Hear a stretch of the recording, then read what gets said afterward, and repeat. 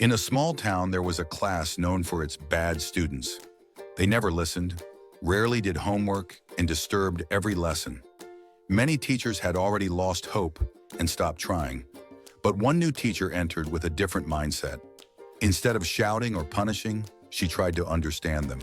She brought stories into her lessons, used games to explain topics, and even connected studies with their daily life. At first, the students laughed and ignored her efforts. But slowly, they began to notice something unusual. This teacher truly cared. She didn't see them as failures, she saw hidden potential.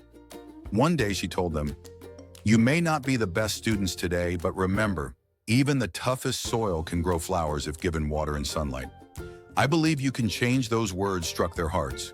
For the first time, they felt someone believed in them.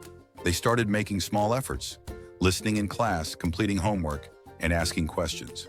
Step by step, their progress surprised everyone. By the final exams, the so-called bad students passed with good marks. More importantly, they discovered their own ability to rise. Morale: no student is truly bad. With belief, patience, and guidance, every learner can shine.